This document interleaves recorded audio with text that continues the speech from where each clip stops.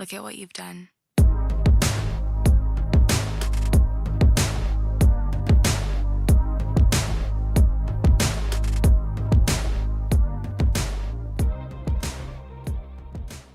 This right here isn't consistency. I mean, sometimes it can be, but if you're like me, a lot of the times our consistency is going to look like this. And as much as we want it to look like the top here, it's just not the case. And if there's one thing I know, it's that consistency isn't about showing up perfectly every single day. Consistency, what I'm learning, is showing up at your best every day for years. And I want to emphasize two parts of that in today's video. First part I want to mention is at your best and what our best may look like. I'm all for doing what's required in order to succeed. Yes, we can do what's required over time, but in the subset of days that it takes to get to that goal, a lot of the times like we aren't going to be doing our absolute best in our perfect job. Like the days in between that are going to be different. They're going to be different. I think that's what I'm getting at. And I think the funny thing about the all or nothing mindset is it's something we use to try to attain something or to fix something about us, but it's actually the very thing that's keeping us stuck. And that reminds me of a quote I heard from Chris Williamson, which is the stress of trying to be perfect is killing you more than your imperfections.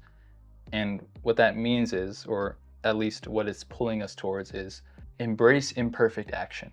No matter what it is, instead of stopping or overthinking or just overthinking the next step, embrace imperfect action. Embrace acting imperfectly, whether it's at your best or not at your best. Like, embrace the action part.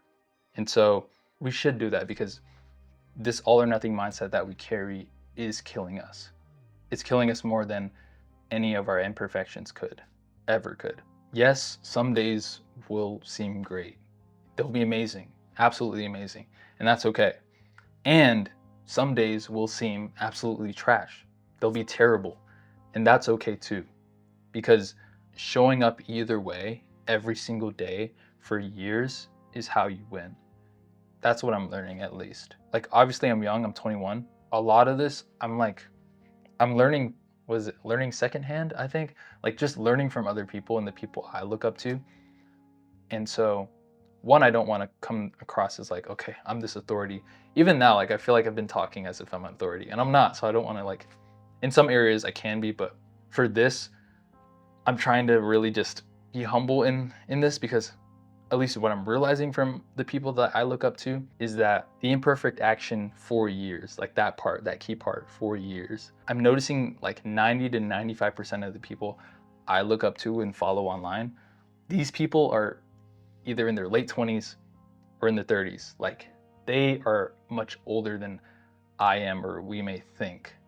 And that's something I didn't always like realize that. For the people we look up to, oftentimes there's something about them that reminds us of us. There we go. I think that's a better way to say it. And like we can see ourselves in them. But oftentimes that can be, we can almost see ourselves in them too much and forget like how different of a path that they're on, the different journey that they're on, the different season that they're in. Because what they're doing right now is not and probably shouldn't be what I should be doing right now. And that's just how it is. Like there's two different seasons of life. It may be cool to think of an Alex Hormozy as being like me in a sense, or me being like him. But in reality, I'm not in almost every facet of life. In some ways, I am just a much younger version.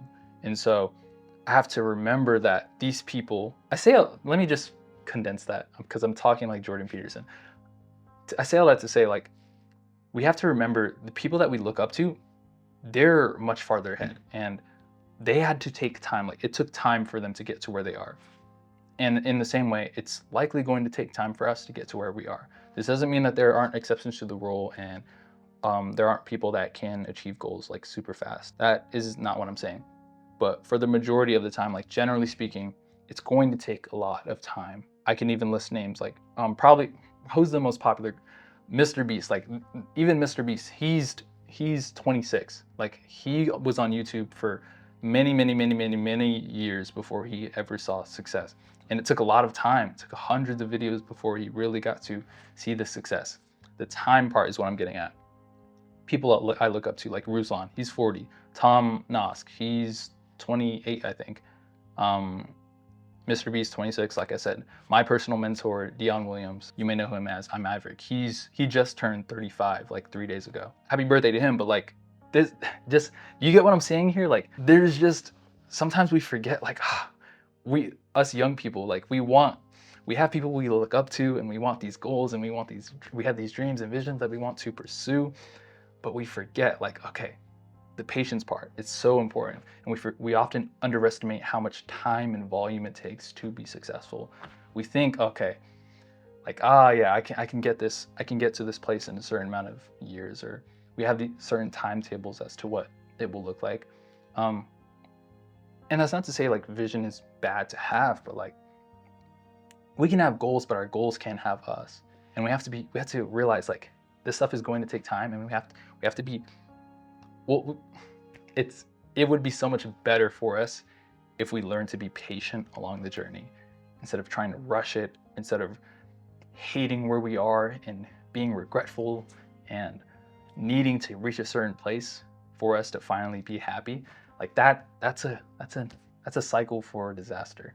But like when we can, what I'm learning, I haven't mastered this, but what I'm learning is, again, I say this all the time, but if we can learn to be patient and present and just content and at peace with where we are today, and allow that peace to pull us forward into a better future, that's what's going to, that's where the magic happens. But that starts with accepting um, where we are today and being patient with where we are, and then pushing forward over time. Alex Hormozi defines patience as doing something in the meantime. This isn't saying, oh, I'm going to be patient and just do nothing and sit back and be slothful and be lazy. Like, no, patience is like, it's like, it's like, this isn't the best analogy or description, but sometimes I think of it as like a combination of peace and like ambition together. Like you're at peace, but you're also like pushing forward. It's like, let's say you're waiting for your food. Like this is something I do, like waiting for my food to heat up. Okay, am I just gonna sit there in front of the air fryer and do nothing? Like, no, I'm probably going to do something else in the meantime. Going to fill up my water, or uh, work on something productive, or scroll social media. I don't know. But in that, like again, it's doing something in the meantime. And he likes to say, like, it isn't that patience. It's not a question of are you patient or are you not patient. It's a question of how patient are you. That's what Hermosi says. And he likes to see patience as a skill. And the thing about skills is that skills are improvable. And we can see that in like, we weren't always as patient as we were. We weren't always as confident as we were. We weren't always as kind as we were. There's levels to it. And I think that's how the journey is. Kind of going off track, but to bring it all back, like patience is something we get better at over time. And I think the journey of becoming more patient can be a form of patience in itself in a way. It's weird. It's very weird. I'm struggling to explain it. But he also likes to define learning as same condition, new behavior. So like, let's say I have a red card, I slap you with the red card. And then the second time I go, I slap you again. Third time, you duck and I miss. What did you do? You learned. So like the same condition was me hitting you with the red card, but the new behavior was you finally ducking. And I think, again, it kind of wraps in with patience. It's like we're doing something in the meantime, and while we're doing something, we're constantly growing, adapting, we're figuring things out as we go. Let's say for this, like videos, like, okay, how can I make a better video? How can I make the hook better? How can I make the message better? How can I package everything better? How can I have better B-roll? How can I tell the story better? It could be in the gym, like, okay, how can I have better form? How can I go into it better rested? How can I eat better afterwards to recover better? How can I better my sleep? There's so many different things, but I think when we're doing something in the meantime, like let's say the goal is reach a certain amount of pounds, what can I do in the meantime to reach that goal? How can I be patient in that pursuit? And how can I grow over time in that pursuit? Because the more patient I am, the more I'm probably going to learn, and the more likely I am to be confident in that. And I know this is a very Hormozi filled video, but I think, speaking of confidence, one thing he says is you don't build confidence by shouting affirmations in the mirror. You build confidence by building up an undeniable stack of proof that you are who you say you are. It's How do I condense that? I don't think I need to. I think it's just remember, like, it's going to take time, but it's also going to take a lot of work and reps and getting better over time. And the more you do, the more you get better and learn and figure things out, the more confident you'll become. It's like, how prepared are you? It's not a question of if you're prepared or not. It's like, how prepared are you? How much have you progressed? You can think of it as like, let's say I'm getting ready for a talk. You're getting ready to speak or for a class presentation. Like, how prepared are you? Think about if you had to speak on something you don't really know, like you had to give like some history presentation, like you're probably going to go up in front of that class very, very nervous.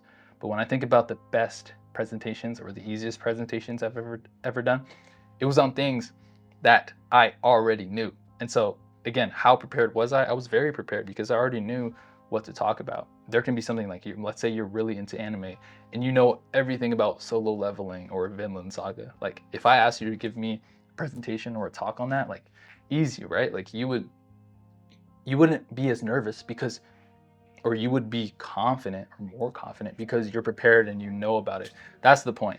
Um, and I think if we can if we can translate that into our lives and be like, okay, how can we learn more and become more confident? It's by doing the things we know we need to do over a long period of time, showing up for ourselves, keeping promises to ourselves, and that undeniable stack of proof is how we pretty much killed doubt and we are able to become more confident over time.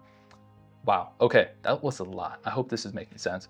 But anyways, to bring it all back together, the more you learn, the more confident you'll become, and the easier patience will get over time. But that starts with accomplishing what's in front of you today. I hope this helps, and I'll see you in the next one.